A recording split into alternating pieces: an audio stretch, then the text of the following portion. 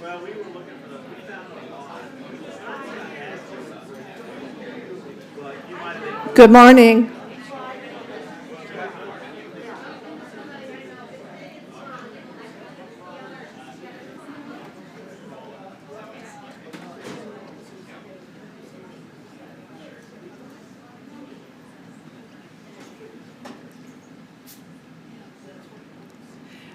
Before we start with our official welcomes, I'd like to do a little housekeeping. Well, first, I'd like to welcome our online participants. We know you're out there, and we appreciate that you're watching. For ASALA members that are here and are going to be earning their ASALA credits, each session today is worth 1 credit, and we have sign-up sheets at the front desk where you'll need to write your name and your email address. Okay. For the field session on Saturday, if you haven't already, there are sign-up sheets at the front desk, and we'll ask you to do that. There are 2 to choose from in the morning, and then there'll be 2 to choose from in the afternoon. For question and answer, and especially because we are online, we're going to have a handheld mic. If you have a question, please wait till the mic reaches you so everybody can hear, okay? Let's see, there will be a catered break. There will be food and the coffee out there at 10:45 this morning and another at 3. You have an hour and a half for lunch, and then lunch is on your own. So go out and explore the city. There will be an opening reception tonight and the poster session from 6 to 8. If you want to see the menu, there is a copy at the front desk. And everybody should know by now, there are 2 drink tickets in your name tag for tonight. And there'll be beer, wine, and mixed drinks. I want to give a shout out to James up here front. James, raise your hand. Presenters, James is going to be doing short interviews with you, if you are willing, about your project, about yourself. And those we will put on social media, and we also put on our website. On social media, it will direct people to your paper online. That's the idea. Also, we will be taking pictures and photos today for educational use, for use on the website. If you're not comfortable with that, please come to the front desk, and we'll opt you out if you're concerned about that.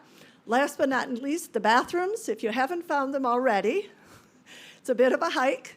You need to go where you came in, straight past the registration desk, through the glass doors, take a left, and they're down at the end of the hall. Okay, well, enjoy, and thank you very much for coming today. Jay?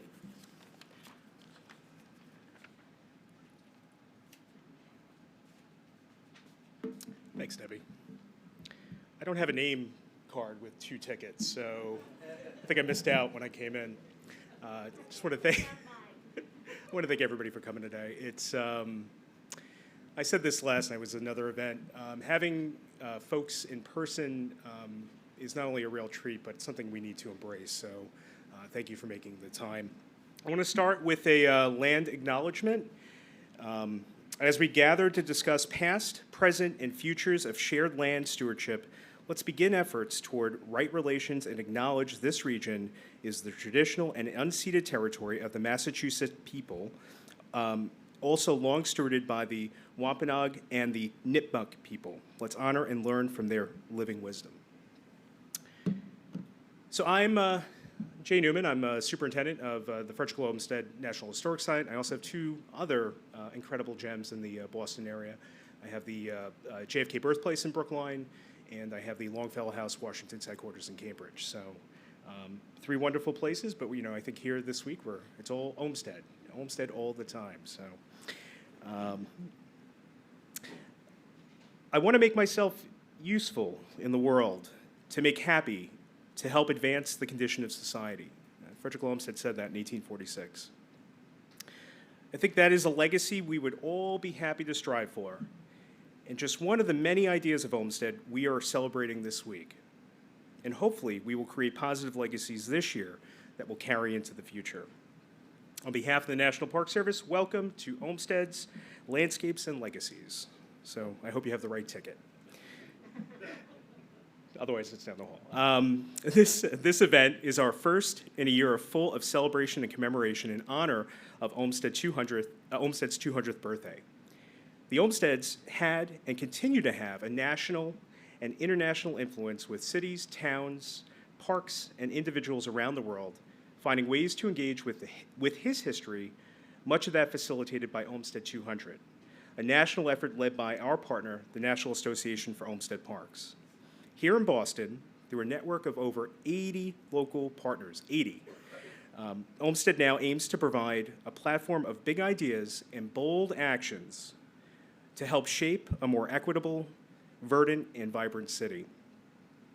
3 years ago, when we began planning for the symposium, we had a different perception of what our goals and outcomes could be. 3 years ago, again, I made a mention at the beginning that we're all here today and everything that happened in between. So, we had the ability to live in real time and all these different things going on around the world and making some adjustments. So over the past few years, social justice movements, political disputes, and a global pandemic have significantly altered our perspective. Not only our perspective, but also led to major changes in the communities that we love, live, and work in. And yet we continue to see the significance and relevance of Olmsted's legacies, his beliefs and practice in the democratic right of open space, where parks continue to provide a critical role in helping mental, physical, and community health. And it also validated an impassioned public for the right of shared stewardship of these places. I look forward to the next few days as we continue to discuss and better understand how these legacies still exist and are ever more relevant today. The symposium would not have been possible without the incredible work of our staff. So staff, if I call your name, just raise your hand or stand up, because the reason why I'm standing here and why we're all here is because of them. So Brianne Cassetta.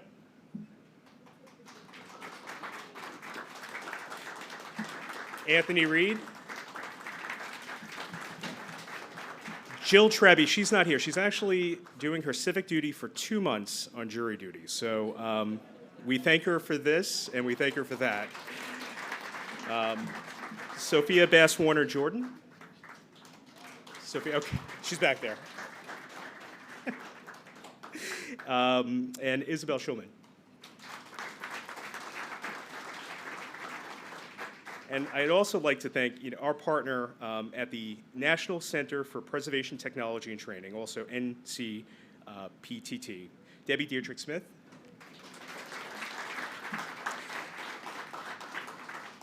Debbie's dedication to learning and development within the preservation fields is unmatched. Thank you, Debbie. The symposium will wrap up this week with exciting programming. First, on Friday evening with a newly published book, Olmsted and Yosemite, Civil War, Abolition, and the National Park Idea. And that's with authors Ralph Diamant and Ethan Carr. I don't know if they're here today, but you'll see them tomorrow night. And through Saturday's field sessions with our colleagues at the Emerald Necklace Conservancy and Friends of the Public Garden. Thank you to them and to our colleagues at the Leventhal Map and Education Center for their time and commitment to our shared goals for the bicentennial. And then last night we had a wonderful kickoff with the Leventhal, and I really do thank Garrett and his team. It was, and actually if you have some time over the next few days, if you're here, check out the exhibit at the Leventhal. Friends groups, cooperating agencies, and partners are essential to the work and mission of the National Park Service. So I would like to thank the Friends of NCPTT for your support of this and all the amazing work happening in preservation across the service.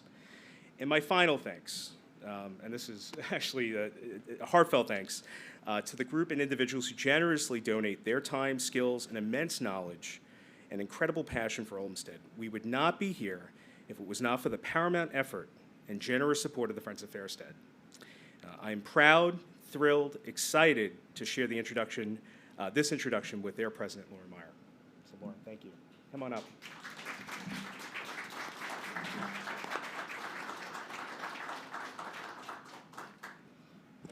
Thanks, Jay, and greetings, everyone.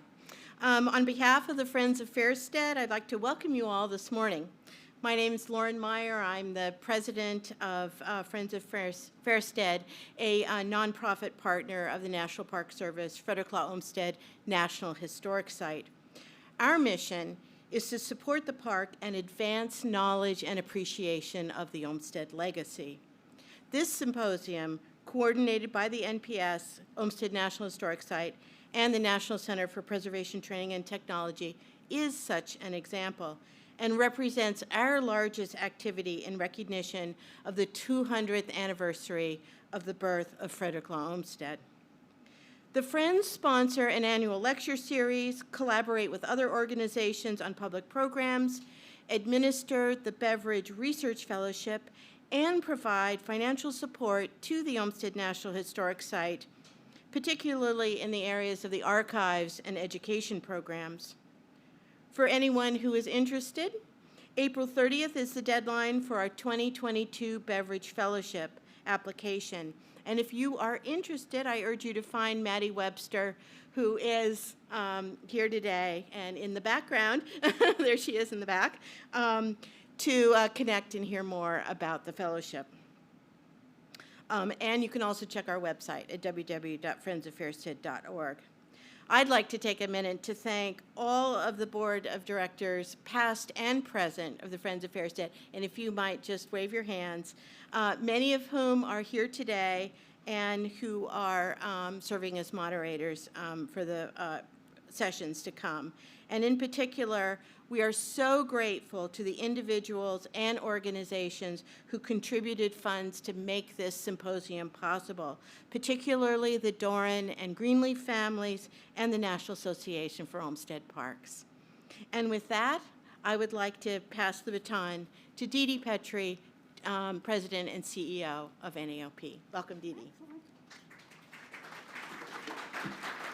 Well, good morning, everyone. It is great to be here. I am the president of the National Association for Olmsted Parks, as you heard, and we've been around now for more than 40 years, advancing the life, work, and legacy of Frederick Law Olmsted. And we are delighted to be the managing partner of Olmsted 200, which, as you heard, celebrates and explores the life and work of Olmsted on his 200th birthday, which is coming up very, very fast. But I want to emphasize that Olmsted 200 is not just a birthday party. As one of many of our supporters has said, this is not a sepia-toned celebration. In fact, it is a year-long national and local exploration of the work of the firm and how we can renew and invigorate public support for these natural and historic assets. And as you heard, we've been at this now for over 20 months. It was that auspicious month of March 2020 when we had our very first meeting online. And in fact, many of us have still not met each other in person. So it is nice to see people behind the mask today. And we are lucky to have 10 founding national partners: the American Society of Landscape Architects, the Frederick Law Olmsted National Historic Site, Garden Club of America, Trust for Public Land, Cultural Landscape Foundation, National Recreation and Park Association, as well as the Landscape Architecture Foundation. I'm sure I forgot someone, but it is an incredible group. But as you've heard, there are 80 groups that are working here in Boston. You can multiply that across the country. We're working with over 120 organizations, and they themselves are working with other organizations around the country to foster a conversation locally from coast to coast. And as you know, the Olmsted legacy does, in fact, go from coast to coast. And so it has been really gratifying to see the creativity, the energy at the local level, and none more so than here in Boston. I like to pit the regions against each other. When we have the Atlanta Olmsted group, I say, you know, Boston's doing this. And then when we meet with the Milwaukee Olmsted group, I say, you know, Chicago's doing this. And it has worked very, very well. So I do hope that you will take a look at our celebration website, olmsted200.org. There is a national calendar. You can filter it by state. I kid you not, I hope you will take 2022 as the year of Olmsted. We don't need Woodstock. We've got the summer of Olmsted, and you can just go from one Olmsted landscape to another, one conference, one tour, across the country to really tap into this remarkable legacy of this firm. As we've heard before, and I'm sure we will hear today, Olmsted understood that important intersection of the thoughtful built environment with cultural, historical, and social impacts. And landscape architecture, as Sarah Zodi has said, can create places to help bolster the American experiment. That's what we're doing today. That's what we'll be doing for the future. Parks for all people is our tagline. That is our aspiration, but we know we still have a lot of work to do. So with that, I just want to say thank you to all of you. Again, olmsted200.org. There you will find a calendar. There you will find a very lively blog with items such as Geraldine Brooks talking about what it was like to have Frederick Law Olmsted eating breakfast with her when her spouse was writing Spying on the South. We also have a series called Conversations with Olmsted. Our next one will be May 24 at 3 p.m. This will be examining Olmsted and the writing life. Geraldine Brooks will be part of this panel, James Barron from the New York Times, where, of course, Olmsted was a roving reporter, and Katrina vanden Heuvel, who is the publisher of The Nation, will represent that entity, which, of course, Olmsted also helped to found. So these are just many of the activities available across the country. I hope you will take advantage of all of them. And let me just say thank you again to Jay, Friends of Fairstead, Lauren, and all of you here for making this all happen. Thank you.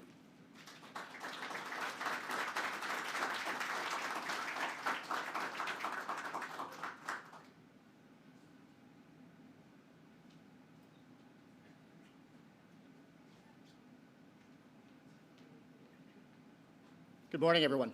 My name is Anthony Reed. I'm one of the archivists at Frederick Law Olmsted National Historic Site. It's nice to see everyone. I have been at the Olmsted site for 22 years, so I'm one of the junior staff of the curatorial division. My other colleagues could not make it today, but I'm happy to be here to introduce your keynote speakers and welcome you. So, thank you for being here. Our keynote speakers include Reverend Mariama White-Hammond, who is the Chief of Environment, Energy, and Open Space for the City of Boston. In this role, Reverend White-Hammond is responsible for leading the Cabinet in achieving its mission of enhancing environmental justice and quality of life in Boston by protecting air, water, climate, and land resources, as well as preserving and improving the integrity of Boston's architectural and historic resources. Our other speaker is Edward A. Eigen, is that correct? Eigen? Senior lecturer in the history of landscape and architecture at the Harvard University Graduate School of Design. A history of the long 19th century in the European and Anglo-American contexts, his research and teaching focus on relationships in and between humanistic and scholarly traditions and the natural sciences and allied practices of knowledge production. With a background in art history, a professional training in design, and a doctorate in the history and theory of architecture from MIT, he is at home with and seeks to productively defamiliarize images, texts, and topographies of intricate description. One note is that the Reverend Mariama will not be able to join us today. She had a scheduling conflict at the last minute, and we do have a video for her, by her that Professor Eigen will respond to, and we will start the video now. Over this year, as we celebrate the 200th anniversary of Frederick Law Olmsted's birth, we're invited to step back and take stock of where we are in the conversation about open space in this country. We need to reflect, not just as those who have the privilege of using Olmsted designed parks as I do when I run and walk in Franklin Park, or even those who may not live near an Olmsted park, but who still benefit from the ideas that he's popularized throughout this country.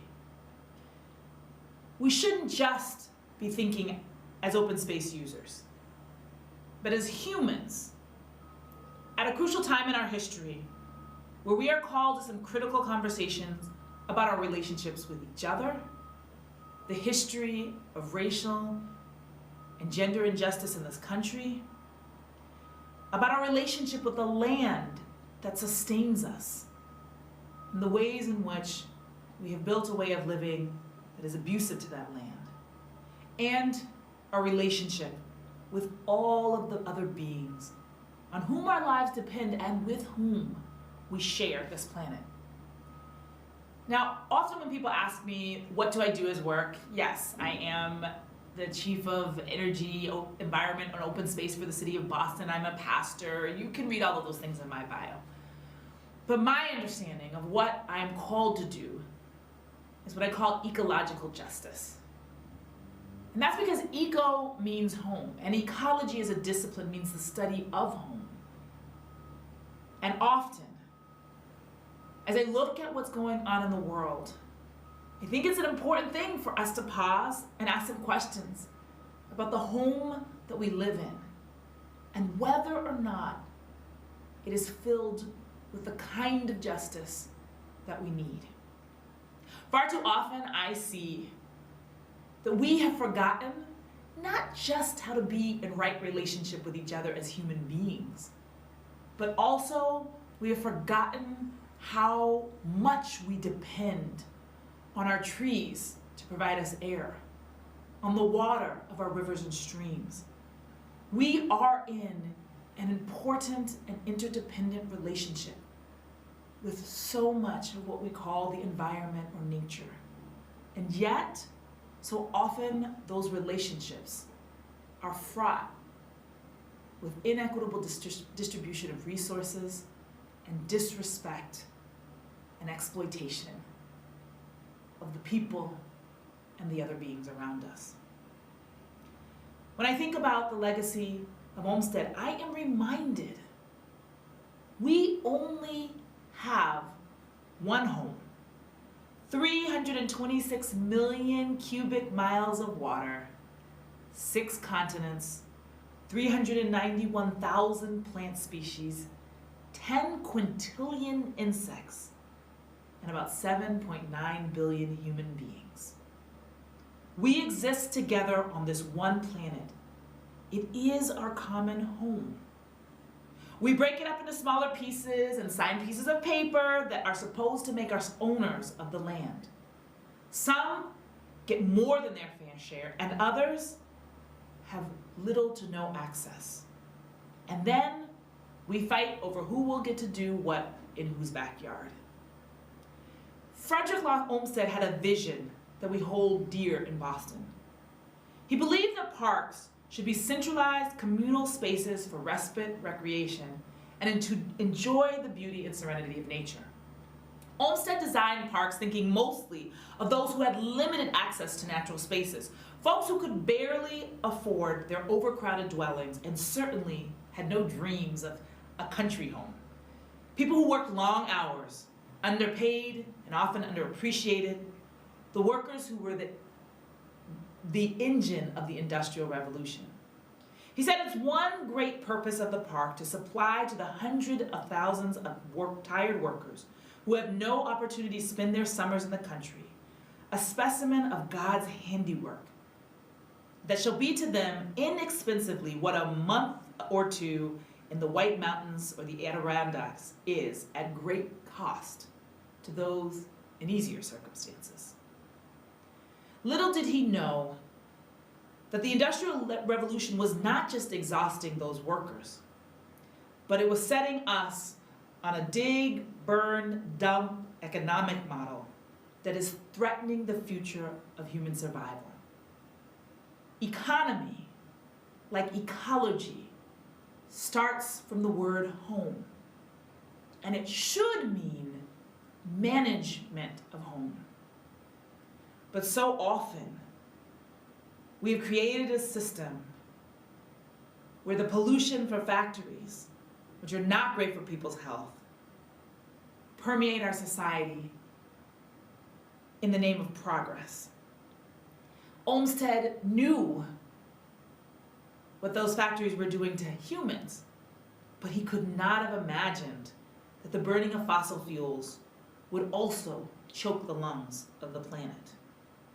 Our consumptive lifestyles, fueled by coal, oil, and gas, allow us to cut down trees and clear forests to print more paper or construct houses with bigger closets. We pollute wetlands and destroy marshes to build malls and movie theaters. And often we have far too little appreciation for what Olmsted called the genius of natural spaces.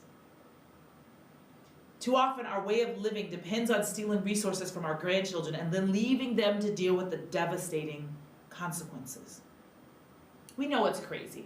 The scientists have told us the danger we're facing, but we're so busy trying to maintain our economic system. In the constant pursuit of efficiency and economic growth, we risk our own mental health and the very stability of our planet and society.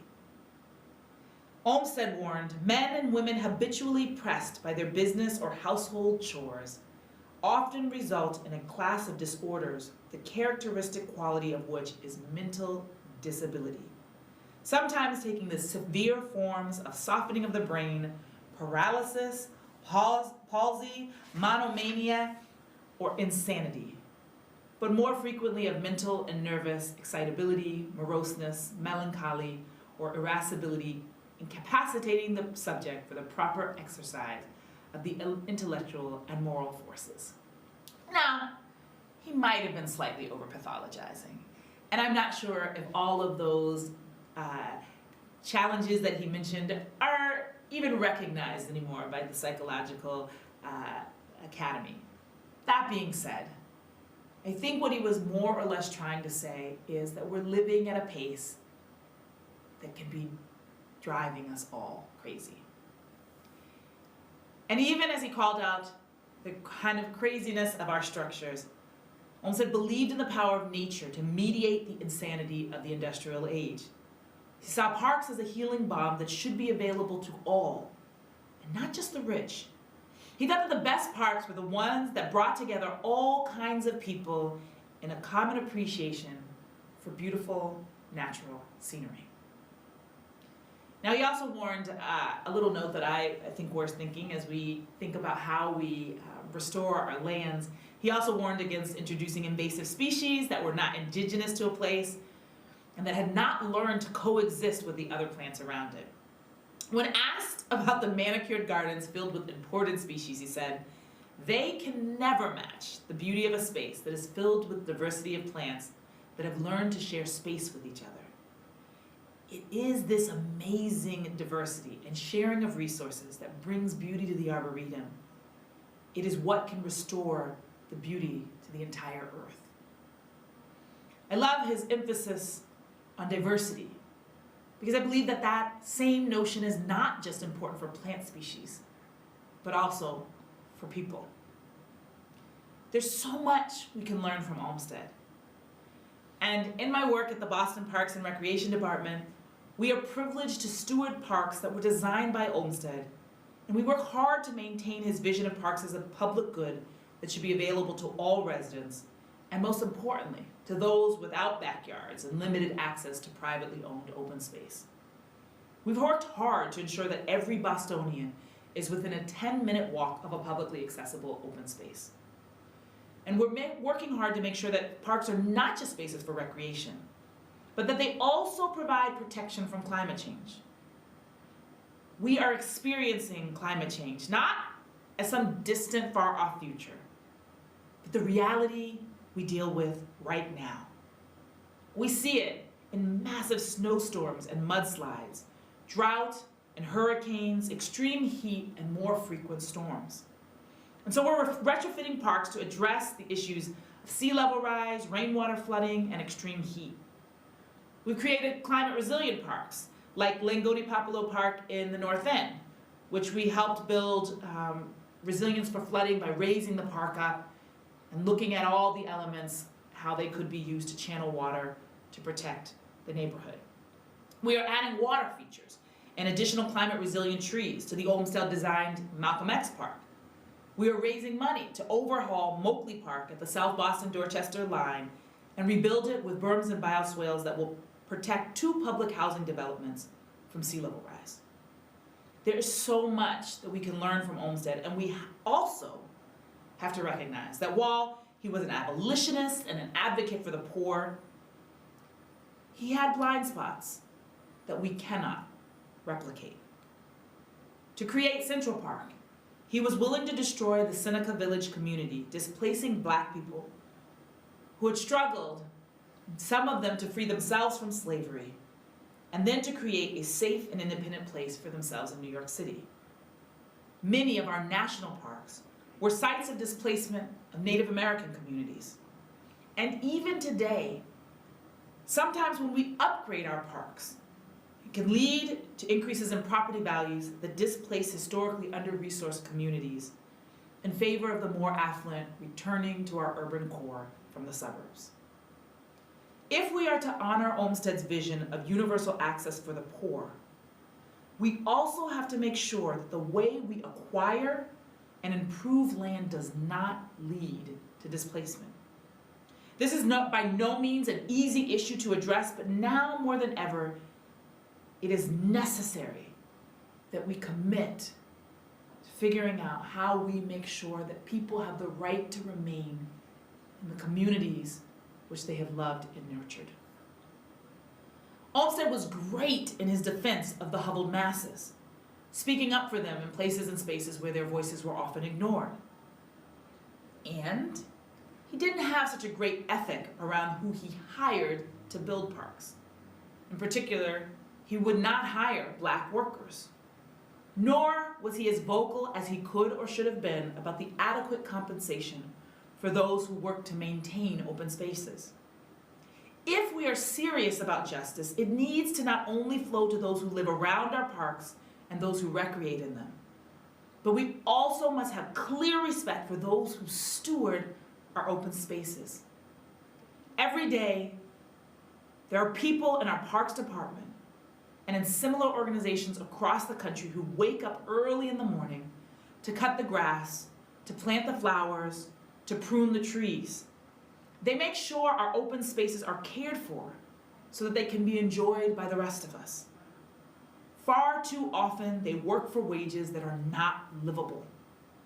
The park workers who ensure that our most vulnerable have access to open space should not be counted among the working poor. It is particularly incumbent on park advocates, landscape architects, city planners, and government officials like me to be strident in our appreciation and solidarity with the folks that are literally on the ground in our open spaces. And we also need to make sure that those folks have the skills that they need to face the climate realities that we are dealing with. In Boston, the thing I'm most excited about my tenure to date is the work I've done to establish Power Core Boston. It is based on a model from Philadelphia, but when I got to see the model in person, I was blown away. I've grown up in a relatively low-income Black neighborhood my entire life, and I've loved the parks that I've seen and grown up in. I'm also an environmentalist, which means that I often find myself the only Black person in many rooms and in many conversations. But when I went to visit Power Core Philly, I was able to see young people, young Black men who looked like they could have grown up in the neighborhood I grew up in, talking to me about the color of sediment in tree pits and what it meant about the health of the water infrastructure. They told me about how they could prune trees and what the right seasons were. They shared with me about what they're learning about rainwater gardens, both in what makes them effective and what needs to be done to make them even more useful in their work to maintain water.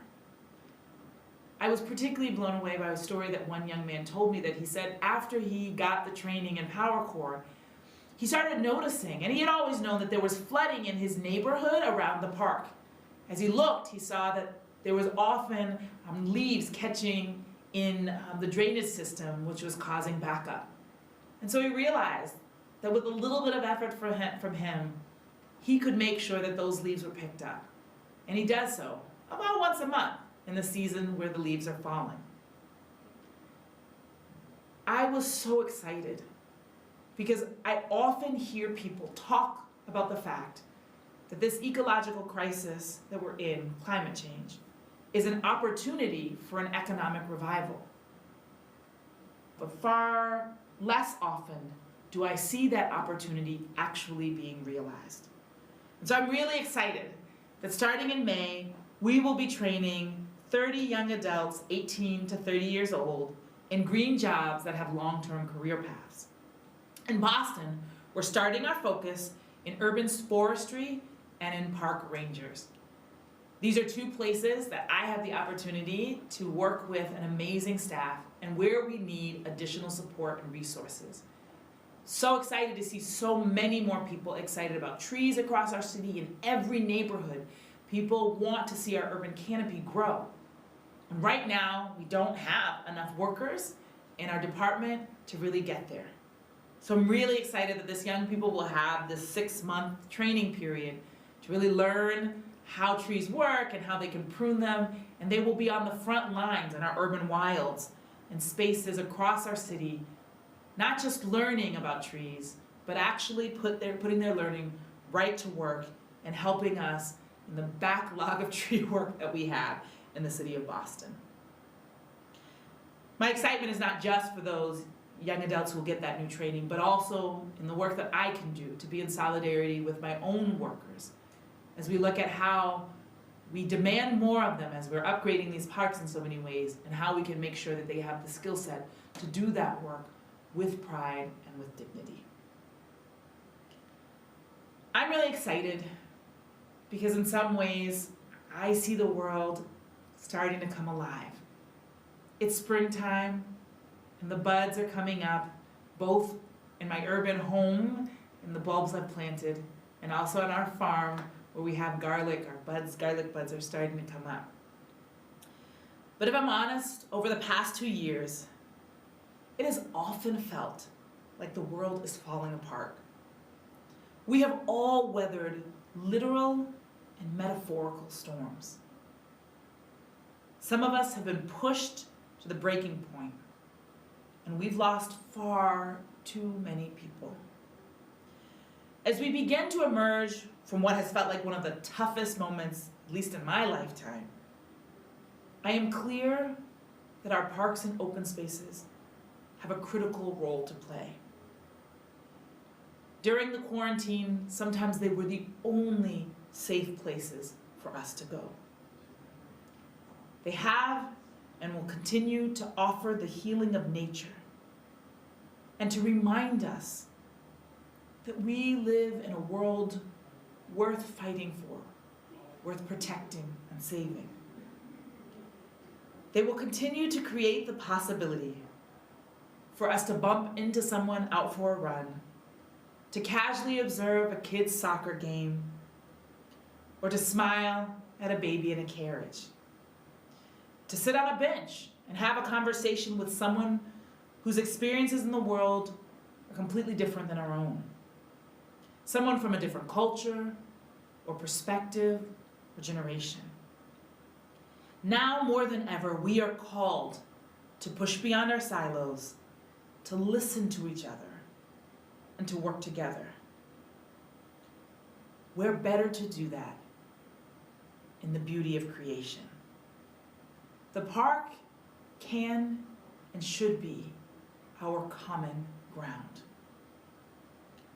We have only one home, 326 million cubic miles of water, 6 continents, 391,000 plant species, 10 quintillion insects, and 7.9 billion human beings. We exist together on this one planet. It is our common home. And we have a responsibility at this moment, maybe more than ever before, as we are already experiencing the effects of climate and as we are beginning to emerge from a worldwide pandemic, to remind ourselves of the heroes and sheroes who have shaped us, but also to determine what we will do in this time to pass on a sustainable and just future to our children. Thank you.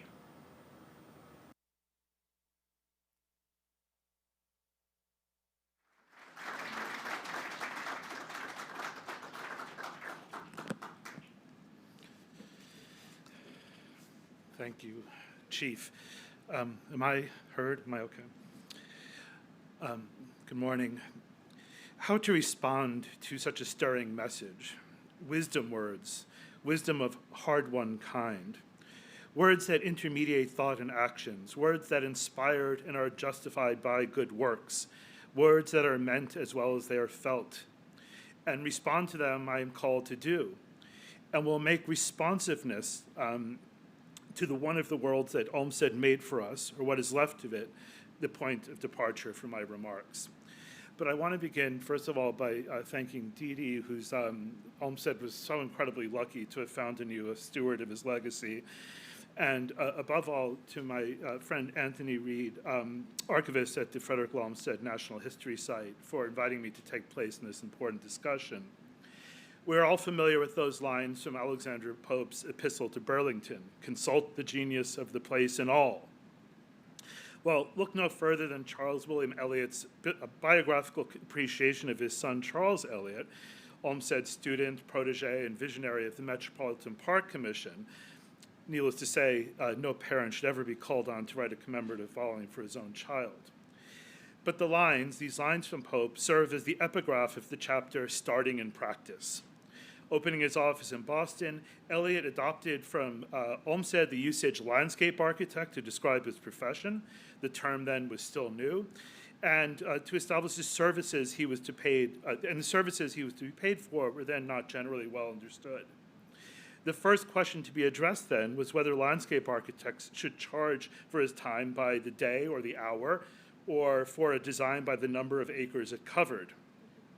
I mention all this because to visit Fairstead, the Olmsted office and home, named for the town in Essex, England, from which the Olmsted family emigrated in 1632, is to consult Anthony's exhaustive knowledge of the place, its history, and its freely offered precious historical resources.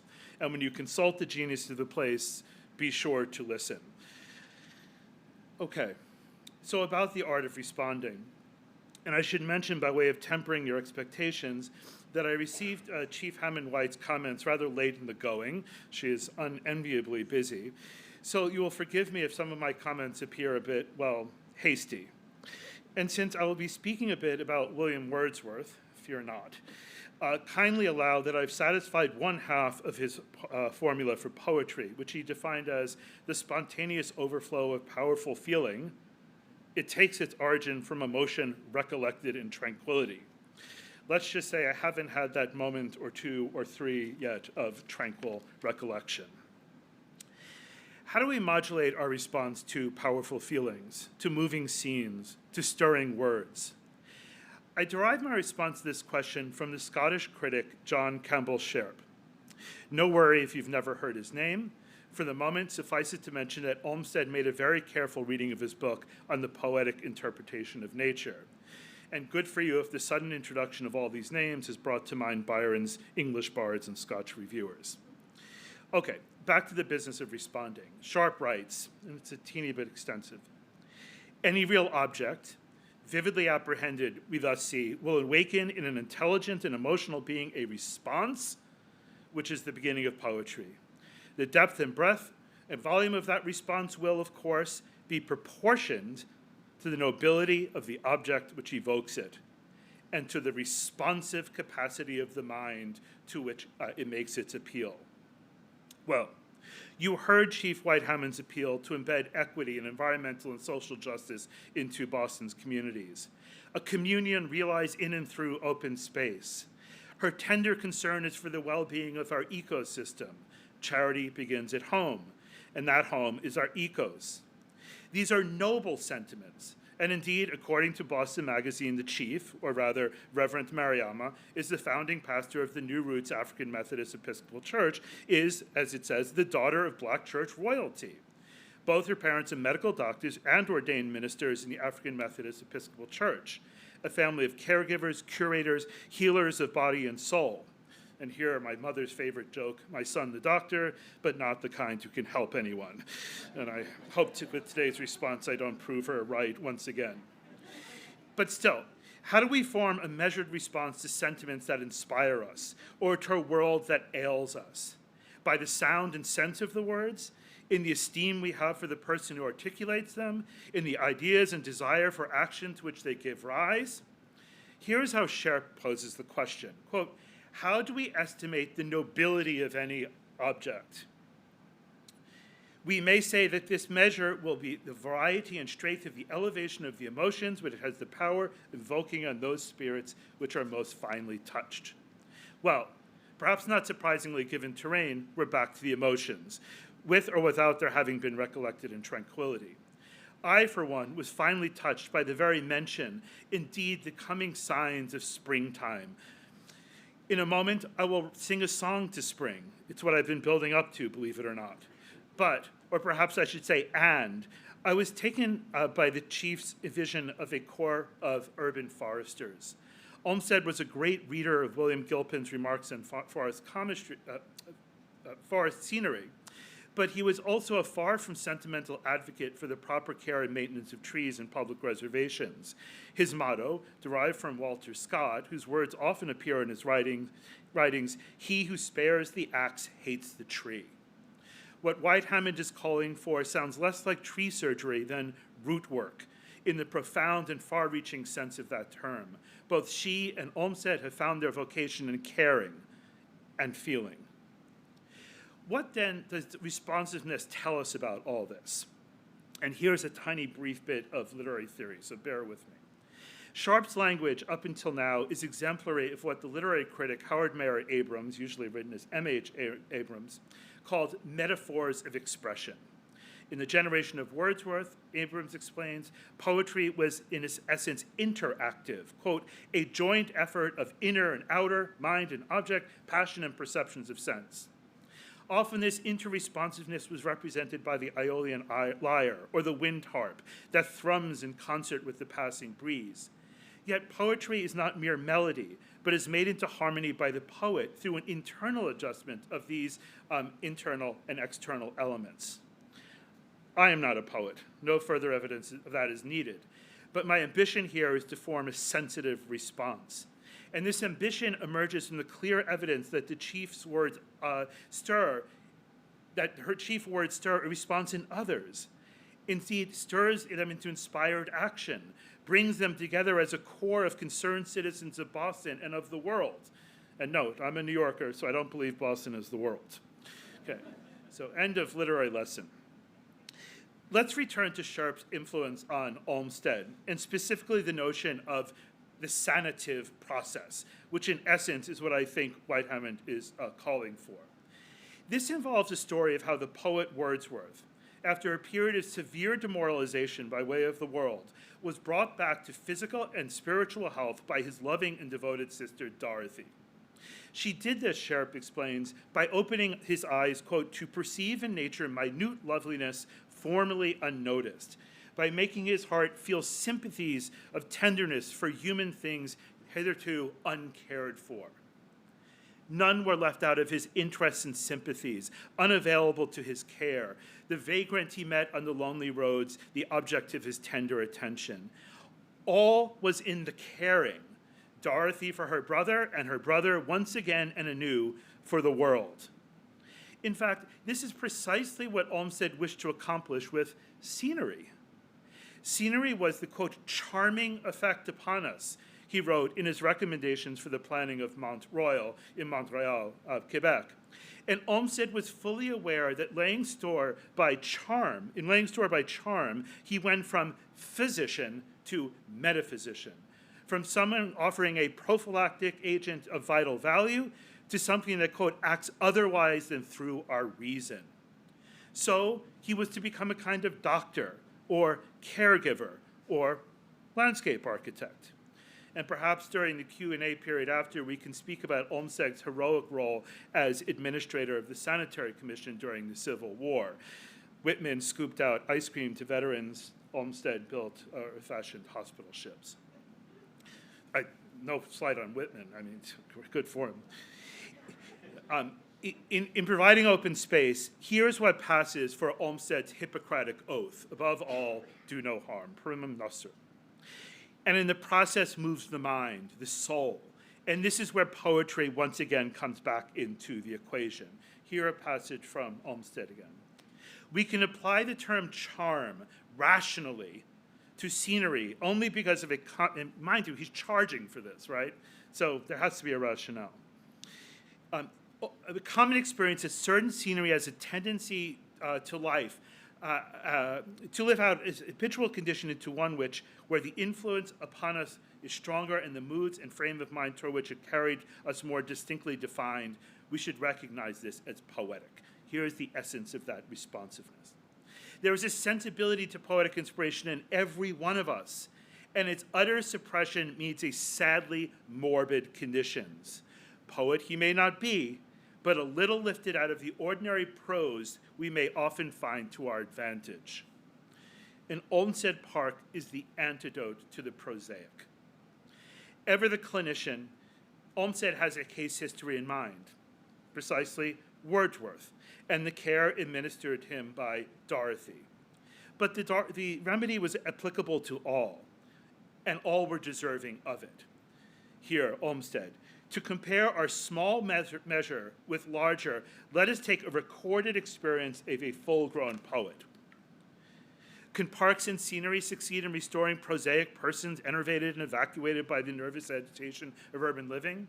Those whose surroundings were not the stimulus for an edifying response, but the cause for urgent, perhaps self-protective reflex? As to whether the prescribed cure, the charm of scenery, would work on the rest of us, and Chief White-Hammond has spoken widely on how the environmental crisis can bring us all together, Olmsted assured us that Wordsworth was, quote, only greater in poetic sensibility than us, not differently organized, not differently affected by medicine. What I guess that means is that if you ask Wordsworth how he feels, you'll receive the usual organ recital, my knees, my indigestion, but it will all sound very lyrical.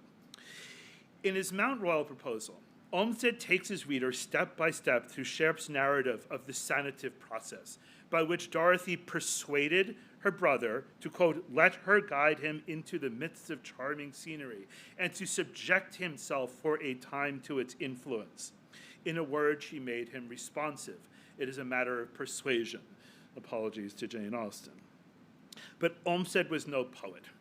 Confession, I sometimes find his prose quite naughty and tiresome, but look who's speaking.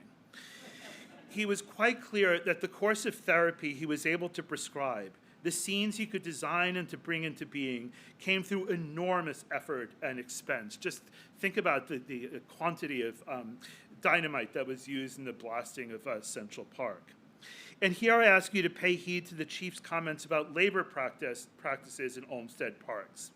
As for Seneca Village, evidence of its forgotten existence reemerged in 1871 when, no doubt, poorly paid laborers were uprooting trees in Central Park and uncovered 2 coffins. One of them, it was succinctly reported in a lone newspaper account, enclosed the body of a Negro, decomposed beyond recognition. So let us not idealize Olmsted's parks. He lived in a real world where spoils were greedily taken and there was a price for everything. This world should sound very familiar. But still, indeed especially so, there was the need for scenery. Here at Olmsted, these terms, sanative, restoring, are not metaphorical. So I'm kind of taking you on a poetic plane and bringing you back to earth again. You know, think of give a local name and a habitation to lofty ideals, right? They testify precisely to that charm of natural scenery is an influence of the highest curative value.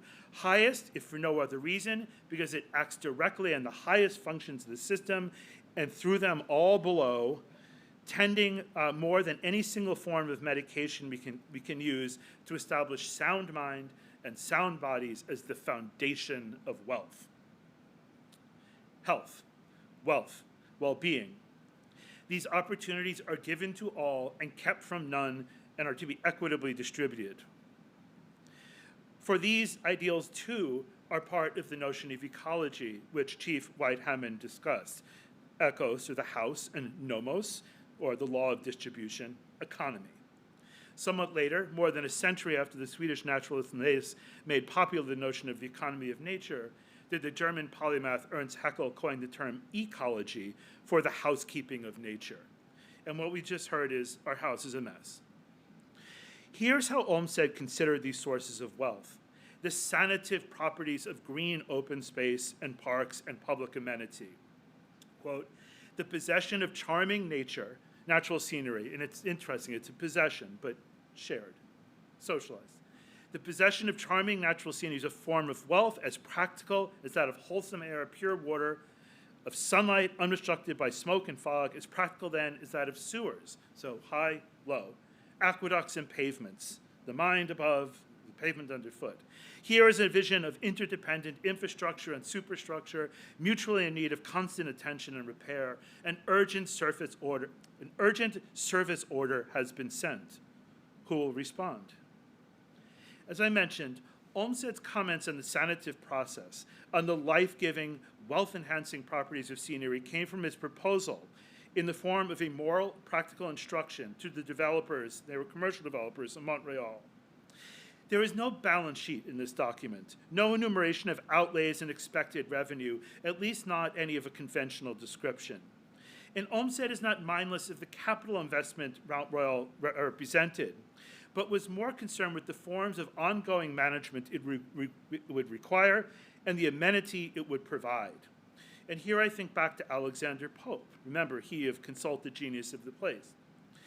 Olmsted was the consulting genius here, as he was in so many public reservations. But Pope comes to mind because of his acute and multiple illnesses and disabilities. In a touching letter to his friend John Arbuthnot, he refers to this long disease, my life. Think then of the promise, the allure, the challenge of providing health and wealth to many, especially when the prescription, a dose of charming scenery, was written so poetically. The first page of the Mont Royal proposal is all epigraphs, beginning, of course, with Wordsworth and ending with Ruskin. Here, Ruskin. The simple and uncombined landscape, if wrought out with due attention to the ideal beauty of the features it includes, will always be most powerful in its appeal to the heart. The appeal is to the heart. Let us be fully responsive to it, or risk, in a word, cold-heartedness. Throughout the proposal, Olmsted urges the developers to accept the true key to economy on the mountain. And pause, I cannot help think here of Olmsted's proudly possessed Puritan ancestry and Winthrop's "We shall be a city upon a hill," appropriately derived from the Sermon on the Mount. But to continue, the true key to economy on the mountain is the clear sense by the degree in which people, while resorting to it, will be subject to the bracing, soothing, tranquilizing medication of poetical scenery. In that degree, it will be valuable and your investment in it profitable. Insofar as the management fails constantly to serve that end, he reproached them, you must judge those responsible for it as you would judge those responsible for leaky sewers and wasting aqueducts. The place would become a stinkhole, socially, gaseously, and otherwise. So as I near a conclusion, I wonder, has it been my unthought intention all along to place the chief in the role of Dorothy Wordsworth, someone set on a course of our common sanative process? The chief is hard at work because there is difficult work to be done. And as she tells us, we have weathered and are still weathering a storm. Some branches are bent, others broken. There is much repair to be done. There is groundwork to be prepared for a more equitable, livable, indeed, survivable cities. While poets, per Shelley, were the unacknowledged legislators of the world, they typically require that period of tranquil reflection in order to respond to that world. But that timeline has run out. What I'm thinking of here is the famous saying of Governor Cuomo, Mario Cuomo. You campaign in poetry, you govern in prose. But there may be a grace in that, in the prosaic, of fashioning lively commonplaces. White-Hammond is a call to action, to perform the work of justice, social, environmental, racial, economic. It is to ensure that no group of people is displaced or dispossessed yet again in order to provide amenity for another group of people. Act now, but consider the future for which the present climate of unrest might be considered, in retrospect, a period of relative calm. I think of John Ruskin's storm cloud of the 19th century, its darkening weather system at the beginning of the age of fossil fuel only gained strength and underwent several category changes. COVID-19 is but one airborne toxic event among many. Some of them settled into climates of social catastrophe. But do not mistake my response. It is not one of doom and gloom. I'm very good at that. I have listened to White-Hammond, and I have been given rare sanction to hope. This is my response. She is acting now to envision a better, more just, and equitable future. In this, she plays the poet's mantic role as seer, visionary, prophet, judge. White-Hammond preaches, and we are well to respond, perhaps as Olmsted did in his own ministrations. And here's Olmsted's portrait of the landscape architect. And hear that word nobility again, the nobility of sentiment that stirs us into response. What artist so noble as he, with far-reaching conception of beauty and designing power, sketches the outlines, arranges the color, and directs the shadow of a picture upon which nature shall be employed for generations before the work he has prepared for her shall realize his intentions. The architect is long gone. The preparations are made. This is the sign of a healthy society, we're told. It is springtime, verdant, vibrant, vernal. This, White-Hammond reminds us, and this I am terribly responsive. And she is forming a corps of urban foresters. I can imagine them now doing good works along Boston's public ways. A latter-day civilian conservation corps when all 3 C's are in need of desperate repair. And for this chair-bound doctor who can't help anyone, well, my mind drifts back to the poetry of it all. I cannot help but think of Philip Larkin's The Trees, what Martin Amis called an onomatopoetic prayer for renewal. The chief, Reverend Mariama, is well practiced in prayer. And here's Larkin's prayer. Yet still the unresting castles thresh in full-grown thickness every May. Last year is dead, they may say. Begin afresh, afresh, afresh. The Irish poet Seamus Heaney extolled the gorgeousness of unresting castles, the poignant sweet afresh, afresh, which are held in check by the quotidian last year is dead. Yet it is by refusing to pull out the full stops, or by almost refusing, that Larkin gains his own brand of what Heaney calls negative capability. What is negative capability? The term comes from John Keats, and is perhaps not entirely different from the capabilities that the gardener Lancelot Brown, or Capability Brown, was able to espy in the landscape. Indeed, in his famous consultation with Hannah More, Moore reported of Brown, quote, he illustrates everything he says about gardening with some literary or grammatical allusion. And as for literary allusions, a favorite of mine is from Tom Stoppard's Arcadia, in which the gardener becomes Culpability Brown. Love that. But as I was saying, for Keats, negative capability was when a person is capable of being in uncertainties, mysteries, doubts, without any irritable reaching after fact and reason. And we've pitted fact and reason, estimation, measurement against dignity of sentiment, of heartfulness, of the availability to response, of openness to the world, of reciprocation of feeling. We ask then, at this moment of Olmsted 200, to defer judgment, to consider the possibilities, to occupy a rare moment when before and after, which are never quite separate, and good and bad, but who has ever come across an unalloyed good, and the gaps between us and them, and who are we anyway, may fluidly rearrange themselves. Duly stirred by Chief White-Hammond's words, we now do the work of considering Olmsted, or Elmsted, if you will, and the world he left us, parts of which we cherish and others we might choose to leave behind. The chief spoke of Olmsted's blind spots, and there are several, including for me, his hateful language about Jews in his writing about the slave states. But as we do the work of responding, which I hope to have shown is also one of measuring, of judging the nobility of the object and the passion it stirs. I have in mind, finally, a line from the biography of Lincoln written by the poet Carl Sandburg, which might perhaps prove useful for the Chief's Corps of urban foresters. A tree is best measured when it is down. Thank you for your attention. Yeah.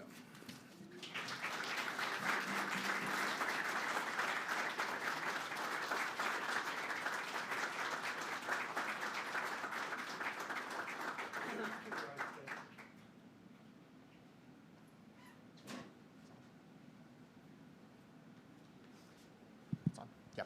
And thank you so much for that address. I have to say, that blew me away. I wasn't sure what I was expecting, but that was great. Thank you. Sure what I was expecting. That makes two of us. I will also say that I'm a documents guy. Digitizing, paper, all that kind of stuff is my bag. The content, I get so much more out of when I go to these presentations, when I go to the lecture last night. I learn more about Olmsted than I probably should be learning at this point in my life, but I always learn something from our speakers, and so I thank you, and I thank everyone who contributes to that. So we have a couple minutes for questions, and I'm wondering if they're from the audience, so I don't have to drag out my own list. Commentary, responses to either presentation? Yes.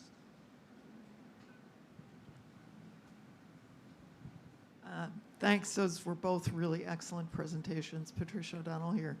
And, the rules are somebody always has to think of a question, so you don't have to do it. The thing that I found really interesting about the relationships between the two pieces is I didn't hear the word culture very much. And when we talk about this field, we talk about cultural landscapes. It's interesting that that term seems to continue to evolve. I just wonder about your response to it, but the World Heritage definition is the combined works of humanity and nature. In our practice in the United States, we focus on the culture more than we focus on the nature. It's interesting to hear Reverend Hammond's piece because she was really talking a nature drumbeat throughout. So, and in both cases, I think there was this notion of nature as elevated and the hand of humanity to do that elevation. I wonder what you would speak to within this dialogue of culture and nature. Yeah, thank you so much. It's a fantastically rich and very complicated question. And you have two responses to keep it very topical. One is, I was very gratified that the chief mentioned the quintillions of insects, because the seminar I'm teaching right now is called Natural Histories for Troubled Times, and it's all based on entomology. We decided to dispense with charismatic macrofauna, and we're going to look at the workers of the world, which are, as Darwin told us, the worms that are creating the mold and the insects and turd beetles and all the rest. And it's been a joyous exploration. But that contributes to two cents I have about my field and culture. One is within landscape architecture as a historical pursuit, there's been an enormous uptick in our interest in environmental history and environmental humanities, and with it, the displacement of humans as the central actors in that, which is precisely what the chief was saying. And I don't think I'm betraying trade secrets, but my school is right now hiring an environmental historian, which is our first, and that it doesn't come at the expense of a cultural historian, but it's adding to our, and that's a very important moment for thinking through what landscape architecture does, what it, or to whom it does those things, and what are the resources available. Culture, again, is a terribly tricky term, and I was extremely mindful in writing this talk that my references were mostly Anglo-American, white, male, except Dorothy, poets. And there are many cultures, and we're in a moment where there's very little, there's no we at the moment. So your culture is not my culture. And so it's cultures, and at least in where I teach, we're really thinking through how to negotiate those. It is a negotiation, those terms. And an entirely different set of references could be put in place, cultural references here. I was just acting in deference to what was available to Olmsted and also what he sought or chose to read. And not accidentally, by the way, what he literally put in the hands of associates when they walked into his office, which was Gilpin. You know, there was no escape. Yeah.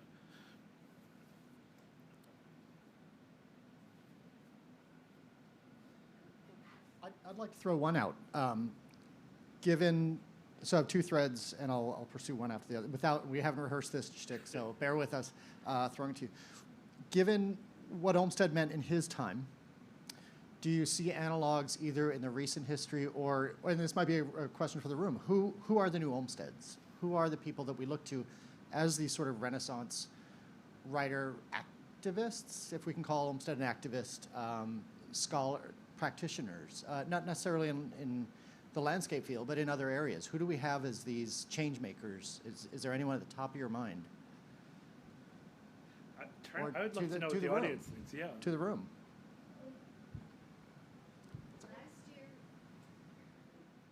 Last year, there was actually a public outcry. There was a line of trees on Melnia Cass Boulevard that the city wanted to take out to widen the road. And people from all over the city signed petitions to stop that, and it was stopped. And I think that's significant, that the public is rising up.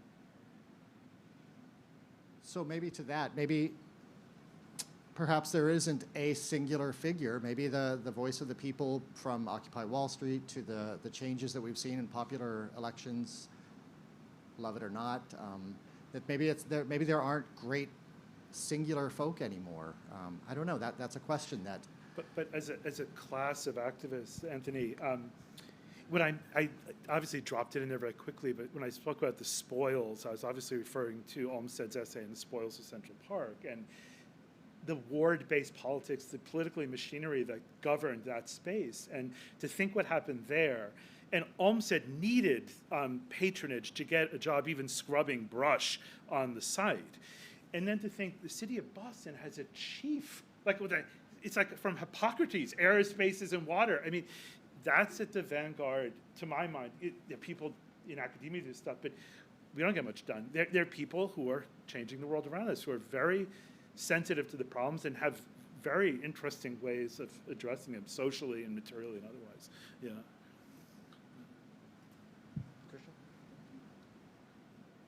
I would say in my dialogues across the world, because I chair a couple of organizations that are global, there is a rise in indigenous voice. And that's a welcome element. In 2016, when I was at the IUCN Congress in Hawaii, there was a Pacific Asian cadre indigenous cadre that was very strong. And I think what we hear in these international dialogues is that there is a growing drumbeat on indigenous wisdom.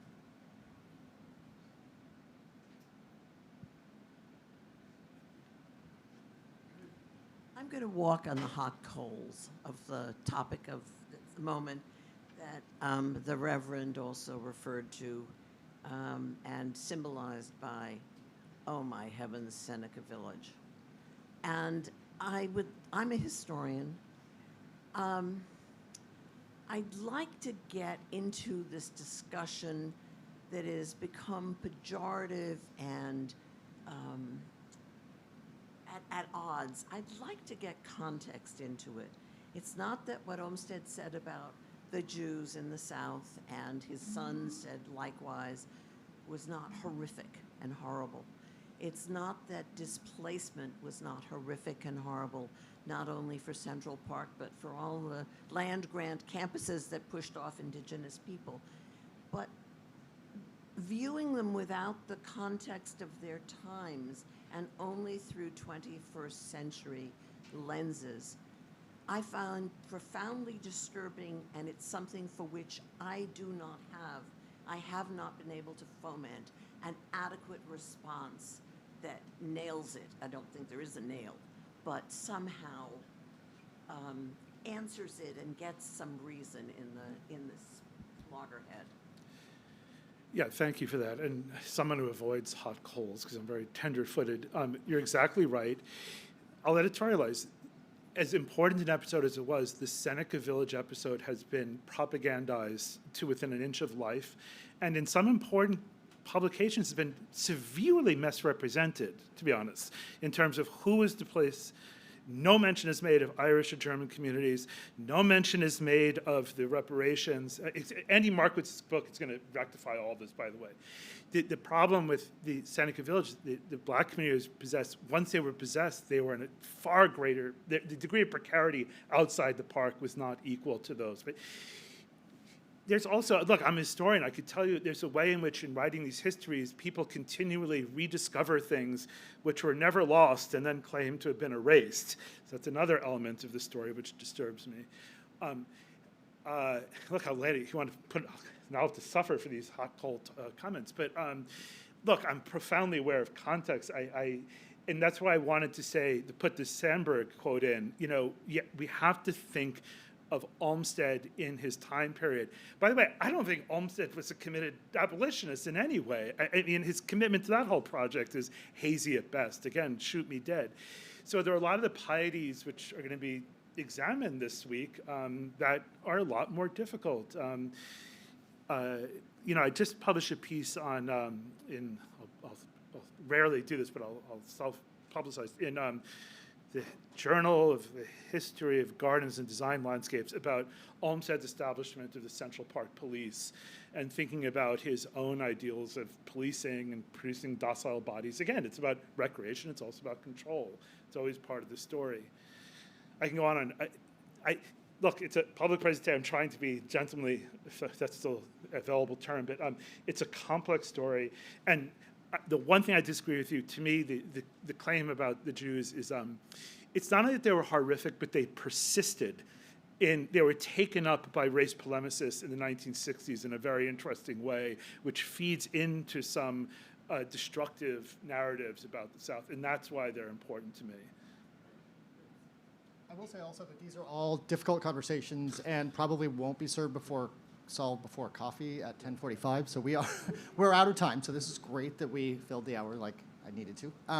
So I appreciate your time, and I appreciate the work you put into this, and I appreciate the Reverend, and I appreciate all your being here.